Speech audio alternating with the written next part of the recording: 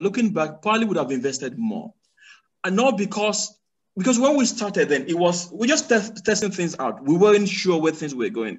Because we're coming from, if you look, step back before 2010, step back 10 years earlier, that was when the economist was describing Africa as a hopeless continent, right? That was when you had from almost every country on the continent had military dictators in power, right? So 2000 Nigeria was just 1 year into democracy. So again, the cell phones were just coming in. So again, 2010, the jury was out. People were not sure whether entrepreneurship was where to go. The World Bank was pushing all its money on aid. You couldn't even get any money for any accelerator or investment back in 2010 for startups then. So again, things have changed. But I think back then, if we knew what we knew now, I think we probably have invested more, not just for the financial returns, but for the human returns, for the people returns. And I'd like to cite one example.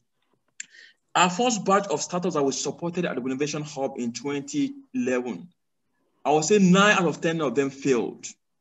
However, the people did not fail because fast forward 3-4 years later, when Andela started and was hiring top talent, a lot of those who were hired were people who had failed, those failed entrepreneurs.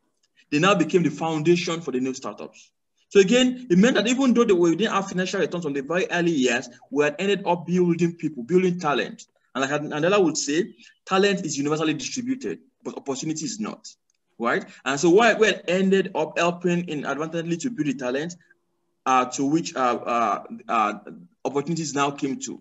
So again, if there was anything we would do differently, I think we would have been be more bold about the gospel, be more out there about our entrepreneurship and why it's needed, and invest more and more in people. And that's what we tell governments today. Like they say, I think it's an old Chinese saying, that the best time to plant a tree was 20 years ago.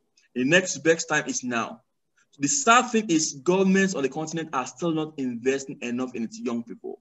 They are still focused on extractive industries. They're still focused on the wrong things. And again, God spare our lives, in 10 years' time, we'll be here to review things again. And we'll see, okay, did we really learn from the first decade?